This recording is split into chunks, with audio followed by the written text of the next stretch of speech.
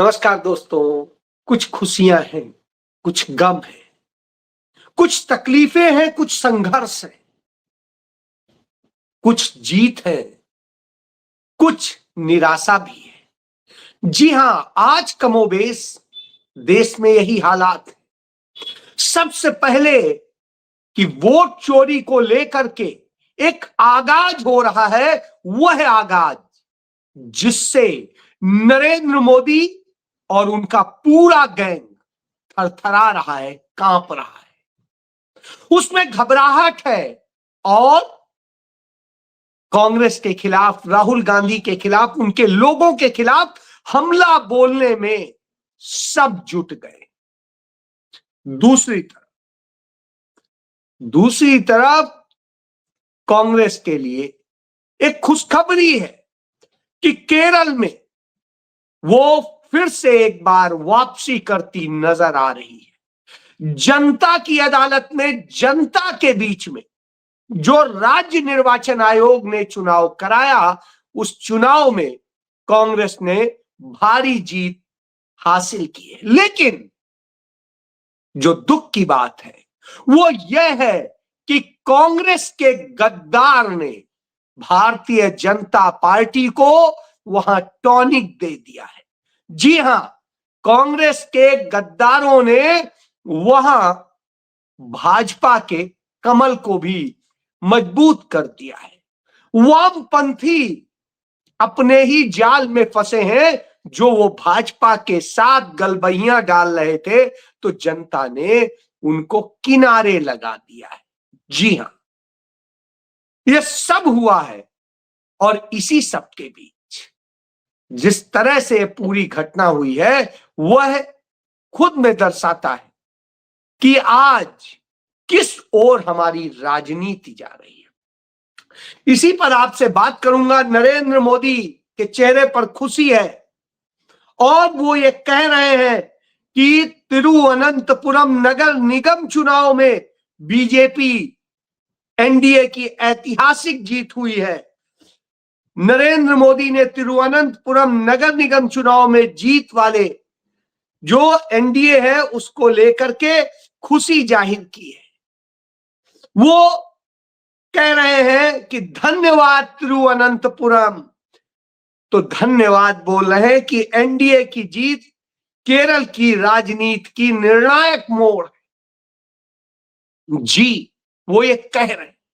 असल में उन्हें धन्यवाद देना चाहिए केरल में तिरुवनंतपुरम के सांसद शशि थरूर को। जी हां, शशि थरूर को। वही शशि थरूर जो यह बहाना बनाकर कि मेरी मां बीमार है इसलिए मैं मीटिंग में कांग्रेस की नहीं आ सकता हूं। 3 बार वो कांग्रेस की महत्वपूर्ण बैठकें हुई, उनमें नहीं पहुंची। लेकिन प्रधानमंत्री ने जब पुतिन आए और एक भोज दिया, उस भोज में कोई और नहीं, शशि थरूर ही पहुंचे। और शशि थरूर ने वहां दिखाया कि वो असल में सावरकर के ही आगे बन चुके हैं। वो सावरकर की तरह माफी वीर है, सरेंडर कर चुके हैं। जी हां, भले ही बाद में उन्होंने ड्रामा किया कि सावरकर का जो पुरस्कार है वो नहीं लेंगे, क्योंकि जानते हैं यदि पुरस्कार ले लेंगे तो तिरुवनंतपुरम की जनता उन्हें दौड़ा लेगी, इसलिए वो तो नहीं लिया।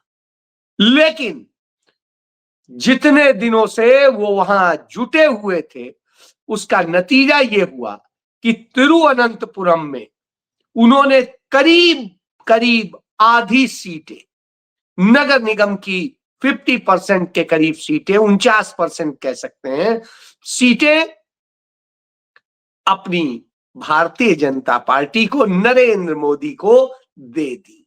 जी हां, कांग्रेस को उन्होंने वहां 19 सीटों पर सिमटा दिया और जो वामपंथियों का गढ़ था वो 29 सीटों पर सिमट गया। जी, यह हुआ है केरल में। लेकिन दूसरी तरफ राहुल गांधी ने जो कहा है वह भी जान ली। राहुल गांधी ने कहा है स्थानीय निकाय चुनावों में यूडीएफ पर भरोसा जताने के लिए केरल के लोगों को सलाम है। यह एक निर्णायक और हौसला बढ़ाने वाला जनादेश है। ये नतीजे यूडीएफ के बढ़ते भरोसे का साफ संकेत है और आने वाले विधानसभा चुनाव में बड़ी जीत की ओर इशारा करते हैं।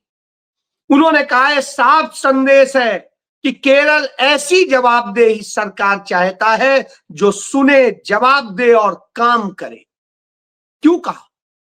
क्योंकि इस समय जो केरल में पिनराई विजयन की सरकार है वो नरेंद्र मोदी के साथ गलबहियां कर रही थी, अडानी को पोर्ट सौंप रही थी और अडानी को तमाम सारे लाभ दे रही थी। जनता के लिए वो भरोसा नहीं पैदा कर रही थी। जी हां, वामपंथी सरकार यह कर रही थी। राहुल गांधी ने इसीलिए कहा अब हमारा ध्यान पक्का है केरल के आम लोगों के साथ खड़े रहना, उनकी रोजमर्रा की चिंताओं को दूर करना और पारदर्शी लोगों को प्राथमिकता देने वाला प्रशासन सुनिश्चित करना। सभी चुने हुए प्रतिनिधियों को बधाई। हर पार्टी नेता और कार्यकर्ता को मेरी दिली तारीफ, जिसके समर्पण, कड़ी मेहनत से यह जीत सुनिश्चित हुई, मुमकिन हुई। जी हां, राहुल गांधी ने यह बात कही। और जब राहुल गांधी ने यह बात कही, क्यों कही, तो हमें वह नतीजे भी देखने चाहिए जिनके आधार पर राहुल गांधी ऐसा कहते हैं। क्योंकि वहां पर एक बड़ी जीत मिली है और जब बड़ी जीत मिली है तो ये आप देखिए स्टेट कमीशन का जो रिपोर्ट है वो आपको दिखा रहा हूं। यूडीएफ मतलब कांग्रेस गठबंधन, एलडीएफ मतलब लेफ्ट वामपंथी गठबंधन, एनडीए मतलब आप जानते हैं नरेंद्र मोदी। अब आप देख लीजिए 17,337 पद थे जिनमें 7,922 कांग्रेस ने जीते हैं, 6,482 एलडीएफ ने जीते हैं। एनडीए यानी नरेंद्र मोदी की भाजपा और उसके सहयोगियों ने मिलकर के 1421 पद जीते हैं। अन्य 1282 लोग जीते हैं जिन्हें डिफरेंट कह सकते हैं। इसके अलावा ब्लॉक और पंचायत चुनाव में जो है वो 2,267 पद थे जिनमें 1,230 पद कांग्रेस ने जीते हैं, 912 पद एलडीएफ ने जीते हैं यानी वामपंथी ने, और भाजपा सहित उसके दलों ने 54 पद जीते और 49 निर्दलीय और दूसरे लोगों ने जीते। इसके बाद में जिला पंचायत के 346 पद थे जिनमें 155 कांग्रेस ने जीते हैं यानी यूडीएफ ने, और 95 एलडीएफ ने जीते हैं जो वामपंथी, और उसके बाद में एनडीए यानी नरेंद्र मोदी वाले ने 1 जीता है और निर्दलीय ने 1 जीता है। इसके बाद में यदि देखेंगे म्यूनिसिपैलिटी में 3,240 पद थे जिनमें 1,458 पद कांग्रेस गठबंधन ने जीते हैं। उसके बाद में 1,100 पद वामपंथियों ने जीते हैं और उसके बाद में 324 पद एनडीए यानी बीजेपी समर्थित ने जीते और अदर्स ने 323 जीते यानी निर्दलीय और वो मिला के वैसे हैं। इसके बाद में जो कारपोरेशन के पद थे उसमें यानी नगर निगम जो कहते हैं निगम, उसके जो थे वो 421 टोटल पद थे और 421 में से 187 पद कांग्रेस ने जीते हैं, 125 पद वामपंथी ने जीते हैं और एनडीए यानी नरेंद्र मोदी के उसने 93 पद जीते हैं और अन्य ने 15 जीते। तो यह है अब तक का पूरा ट्रेंड है। इस ट्रेंड को आप समझ सकते हैं। ये है जो रिजल्ट है वहां का केरल का, और ये केरल स्टेट यानी राज्य चुनाव आयोग ने किया है। तो इसके कारण निश्चित रूप से कांग्रेस को खुश होना चाहिए कि उसकी वापसी फिर से होती दिख रही है, क्योंकि इसमें ग्रामीण भी है और शहरी भी है, हर जगह कांग्रेस आगे है। लेकिन कांग्रेस जो सबसे महत्वपूर्ण जहां पर हारी है, वो हारी है तिरुवनंतपुरम में, वहां जहां के सांसद शशि थरूर हैं, और शशि थरूर के गेम ने भाजपा गठबंधन को 50 के करीब सीटें जितवा दी हैं 101 में, यानी 50%, 49% कह सकते हैं, वो ले गए हैं। और उसके अलावा कांग्रेस और वामपंथी और निर्दलीय ले गए। तो यह है वहां का। इसलिए ये गद्दार जिन्हें विभीषण कहते हैं, वो ऐसे सारा नुकसान कर रहे हैं। तो जब ये नुकसान कर रहे हैं, उसी बीच एक और खुशी और दुख की भी बात है। आपको याद होगा 2001 में इस देश के संसद पर एक आतंकी हमला हुआ था, और यह आतंकी हमला उन्हीं आतंकियों ने किया था जिन्हें अटल बिहारी वाजपेयी की सरकार ने छोड़ दिया था, जिनके आगे घुटने टेक दिए थे। और घुटने टेकने के कारण जो उन्होंने किया था, उसका आप नतीजा आपको बताता हूं। जो मसूद अजहर समेत सब छोड़े गए, उन्होंने लगातार आतंकी हमले किए, चाहे 2001 का संसद पर हमला हो, पहलगाम का हमला हो, पुलवामा का हमला हो, या तमाम और हमले हो, आतंकी हमले हो। उसके पहले कांग्रेस का जब शासन था, तो जितने आतंकी हमले हुए थे, इन्होंने किए थे। वही मसूद अजहर जिसे इन्होंने छोड़ा था। तो ये आप देखिए, तो उसमें जो संसद में शहीद हुए थे हमारे सीआरपीएफ के जवान, उनको श्रद्धांजलि देने का कार्यक्रम था। और उस कार्यक्रम में देखिए आप, प्रधानमंत्री जूता पहने हुए हैं। उसके बाद में चूंकि सेकेंड नंबर का पद आता है देश के नेता प्रतिपक्ष का, तो वो नंगे पांव है। आप देखिए, नंगे पांव है। उसके बाद में उनकी मां है, और उसके बाद में बीजेपी के जितने नेता हैं, ये आप देखिए, जितने भी नेता बीजेपी के खड़े हैं, वो सभी के सब जूता पहने हुए, सब के सब जूता पहने। अकेले एकमात्र राहुल गांधी ही हैं जो जूता नहीं पहने, यानी जिन्होंने नंगे पांव उन सब को वो किया है, सलाम किया है।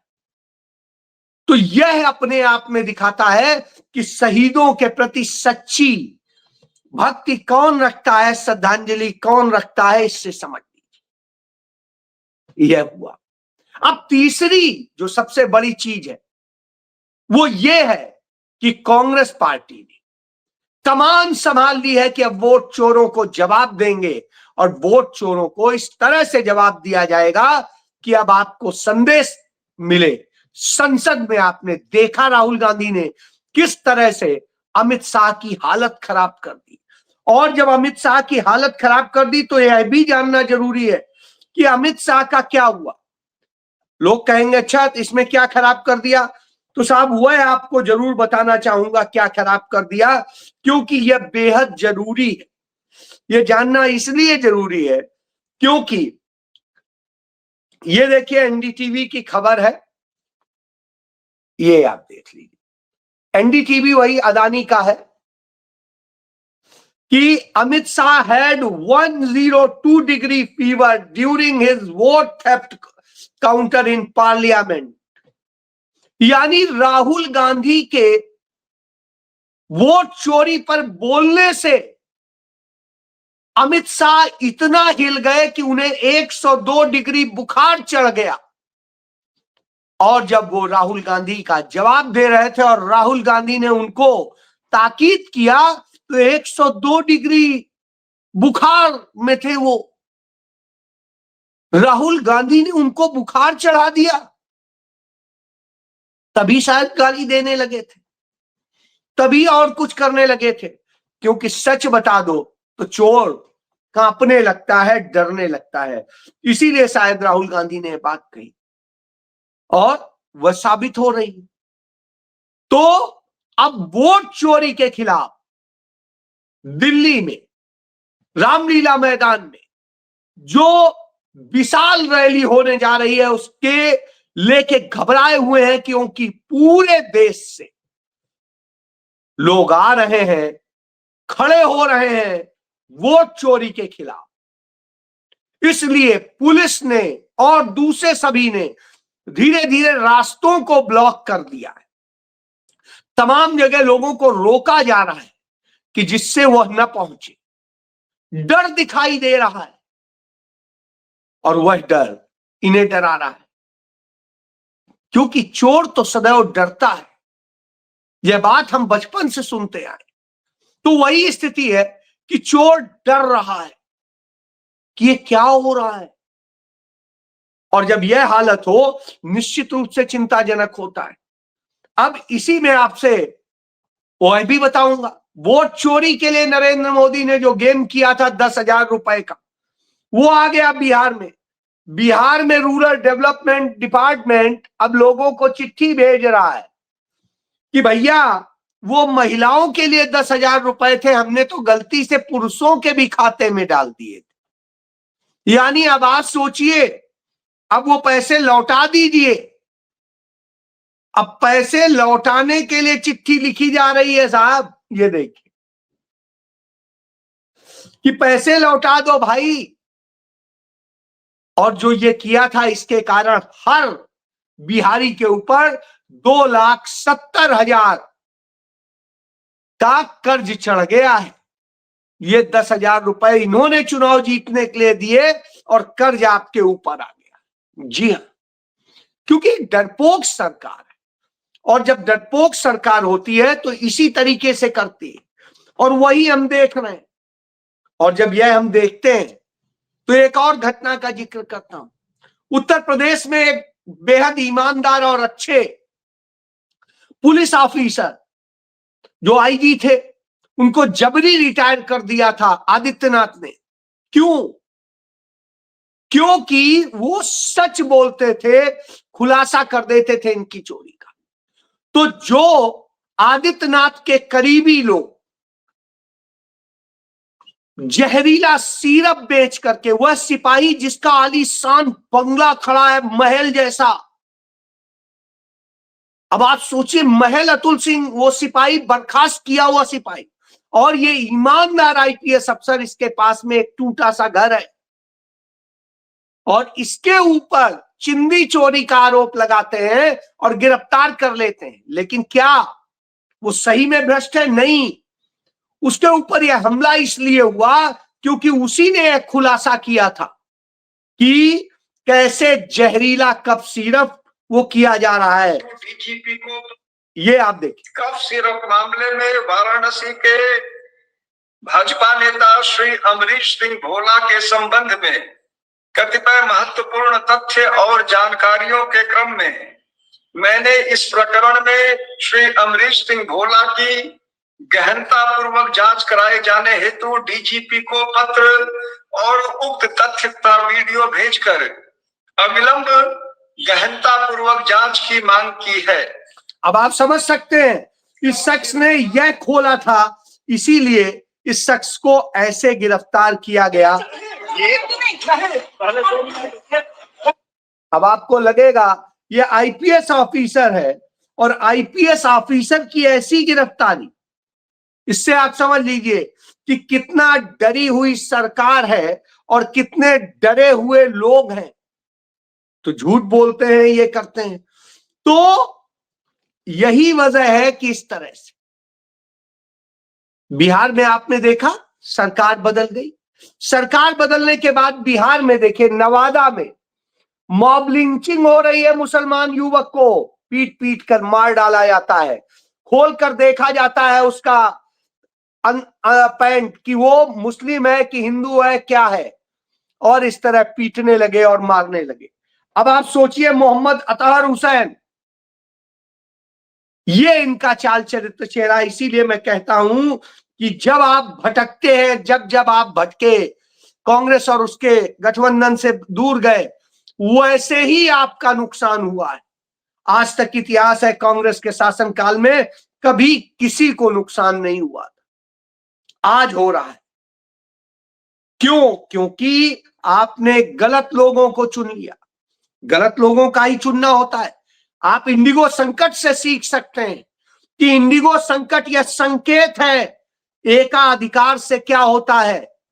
एकाधिकार से आपको कैसे परेशानी होती। इस देश के 11 लाख लोग परेशान हुए, लेकिन सरकार को छू नहीं, सरकार को फर्क नहीं पड़ता। इसी तरह देखिए, टेलीकॉम में हो, एयरपोर्ट में हो, रिफाइनरी में हो, 2-3 कंपनियों का दबदबा बनवा दिया गया है और इसके जरिए आपको गुलाम बनाया जा रहा है और देश को लूटा जा रहा है।